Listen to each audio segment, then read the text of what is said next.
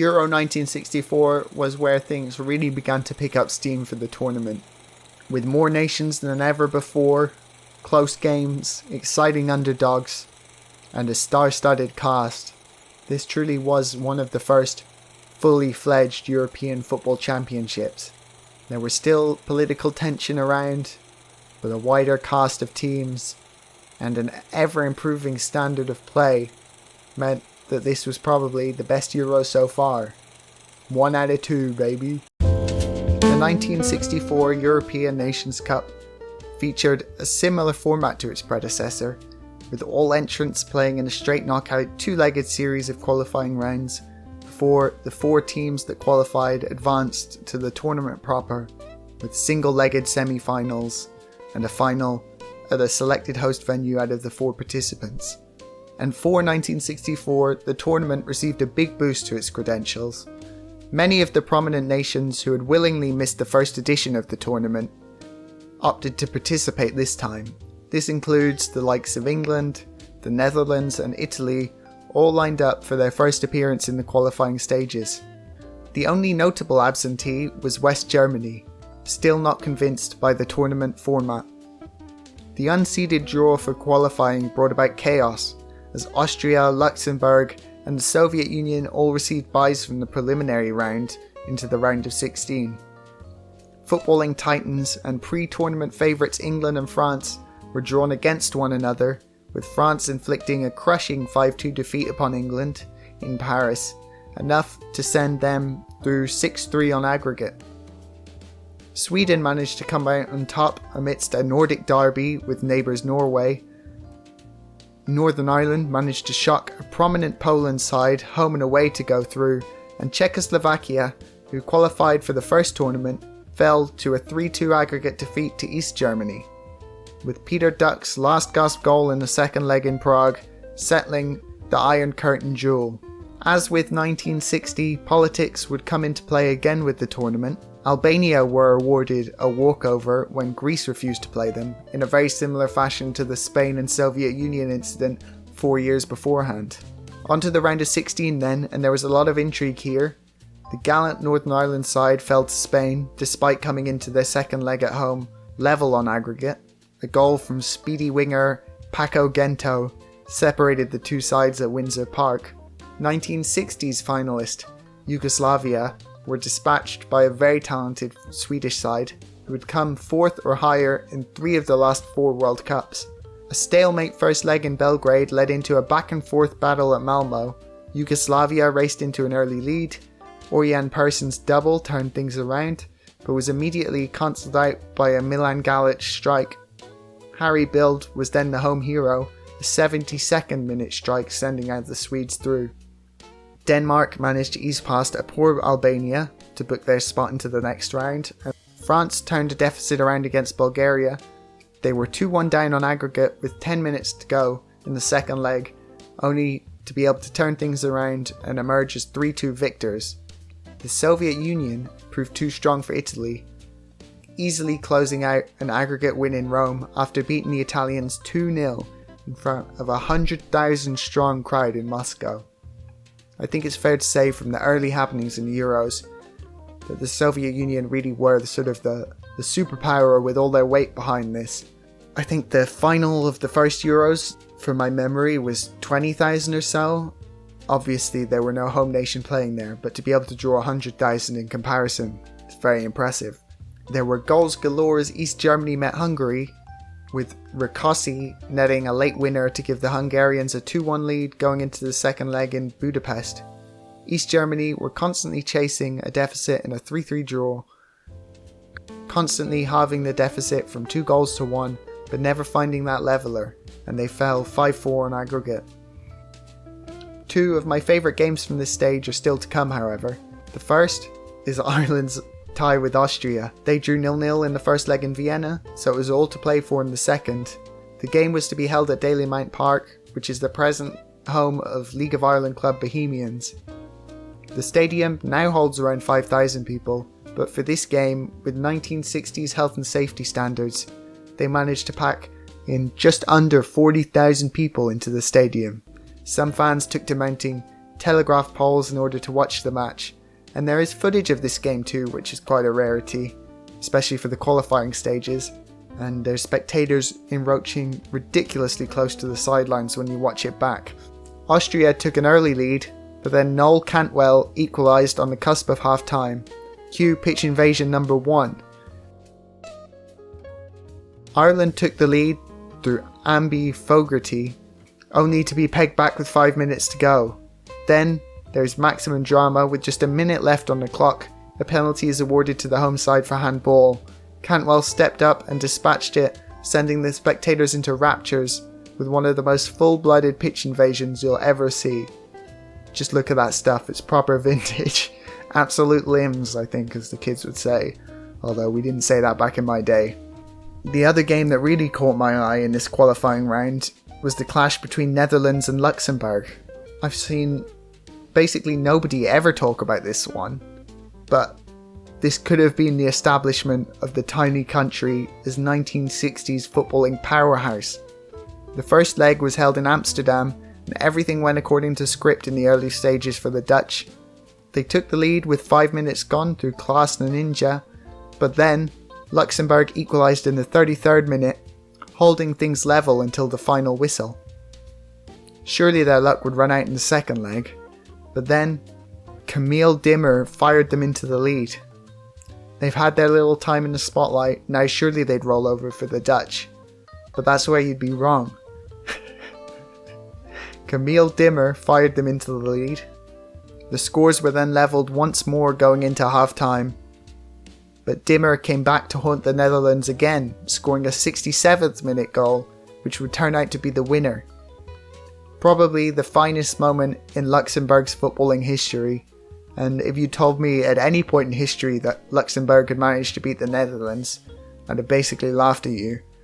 With Camille Dimmer playing at the legendary club of our crossing club Molenbeek of Luxembourg. That's the sort of calibre of player you're talking about in this, and that's sort of the beauty, I guess, of older football games. There was a bit more of a chance of this sort of an upset happening on a big stage. The quarterfinals rolled on. Ireland were drawn against Titan Spain, and this is where they'd valiantly fall with a 7-1 aggregate defeat. They still managed to get the same amount of people into Dalymount Park, but there would be less enthusiastic pitch invasions this time round. Luxembourg's fairy tale journey also came to an end, but they went down with much more of a fight. They took the lead 3 different times throughout their tie with Denmark, which eventually ended up 5-5 on aggregate. They were thwarted continually by Ole Madsen, who scored all 5 of the Danish goals. Back then there was no away goal rule, and also no establishment of extra time to determine the winner. It had to go to a replay at a neutral ground, and the Danish side won this one 1-0. Who was the scorer? That's right, you guessed it. It was Ole Madsen. This guy single-handedly ruined the prospect of us seeing Luxembourg at a Euros final. At a Euros semi-final, in fact. And then they wouldn't win a single Euros qualifying match again until 1995, at any stage. France would not be able to repeat their feat of making the final tournament, as they were beaten home and away easily by Hungary.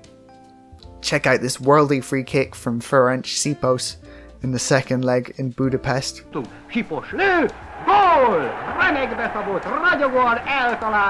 It's better than Roberto Carlos, that one.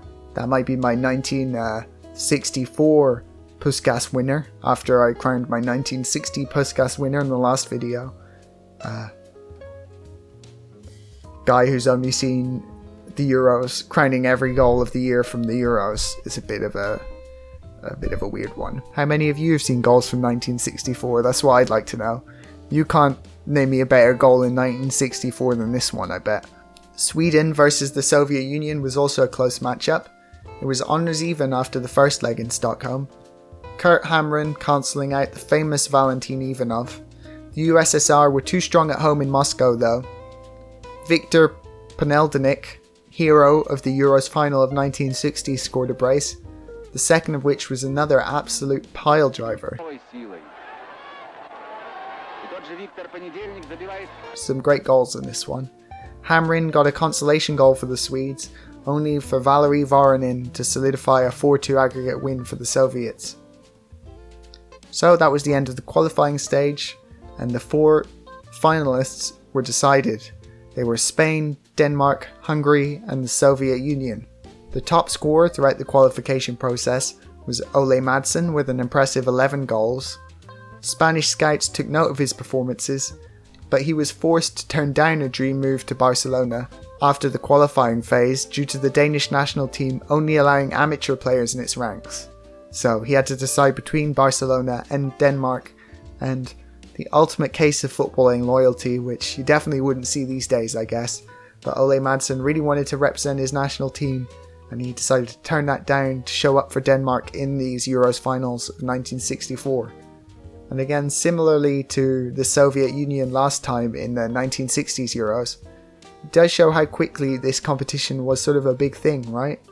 I was surprised. You'd think maybe it would take a couple of years to establish itself as a prestigious tournament, but with how many people are showing up to see the games, players turning down contracts to appear in the matches, and players sort of citing it as the best moments in their career, it really did seem to hold weight.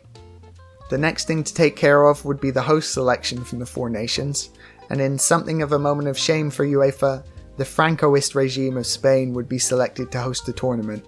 It's not the first or the last time that a questionable nation has been awarded a major international tournament, and it turns out it's a tale as old as football itself.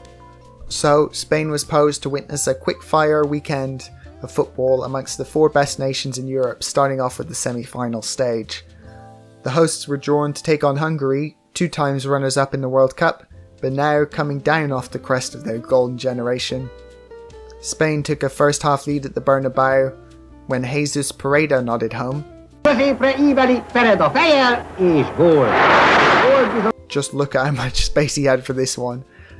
That would be one where the Sky Sports commentators would be complaining about zonal marking versus man marking, and acres of space for the Spaniard.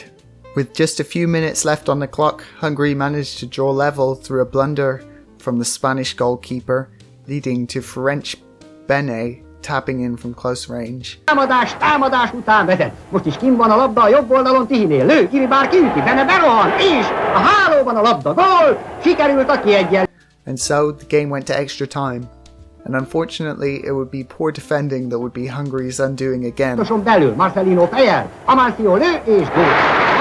Note this Hungarian defender sitting bizarrely deep in his own area, playing Amancio onside and allowing the Spaniard to score a straightforward winner.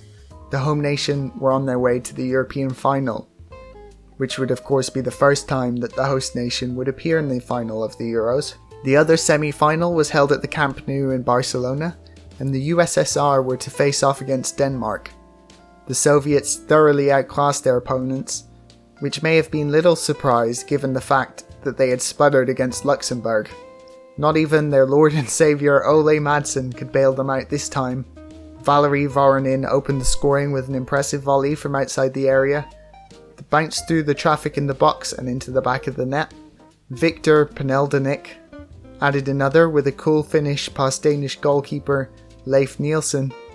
Then, Soviet captain Valentin Ivanov assured the victory, waltzing across the box and slotting home nicely. 3-0 to the USSR, and they would be defending their crown in the final against the hosts. There was of course the small matter of the third place playoff, and I do mean small matter.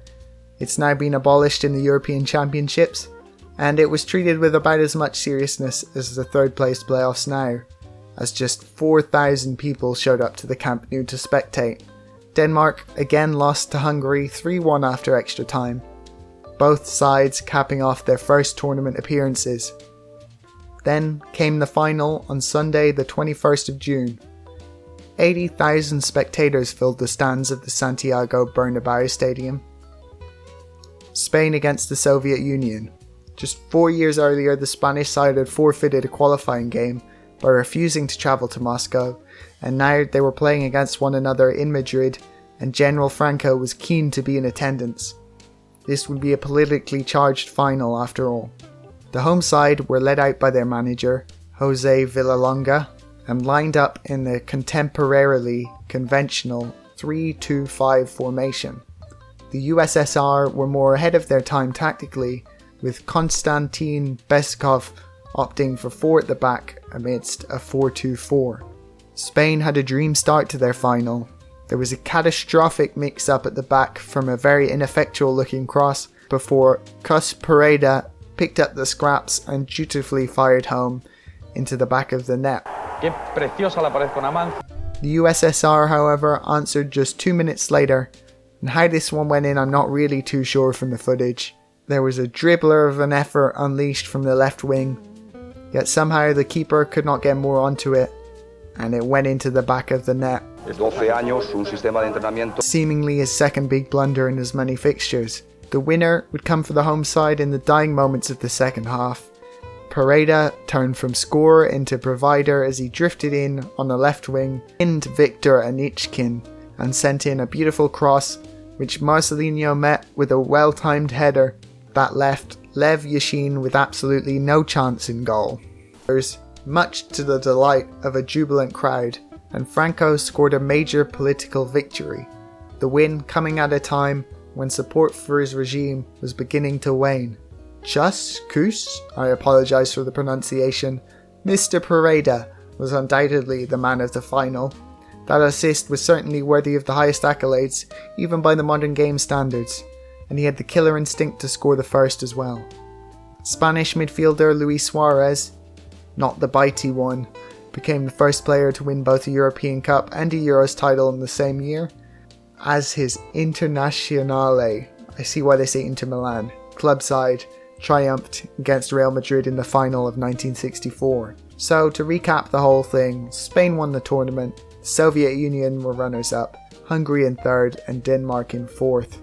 To add further insult to injury for the Danes, the team of the tournament included none of their players, but at least 2 or more from the other 3 nations. The Golden Boot was shared between 3 players, Cus Pereda of Spain as well as Ferenc Bene and Dejko Novak of Hungary. There's still been no outright winner of the Golden Boot in Euros history, although at least we're getting closer with 3 rather than 5 this time. That marked the end of the Euros for another 4 years. The tournament was just catching fire and gaining favour with some of Europe's biggest footballing nations. The hosts had won for the first time in Euros history. Roll on 1968.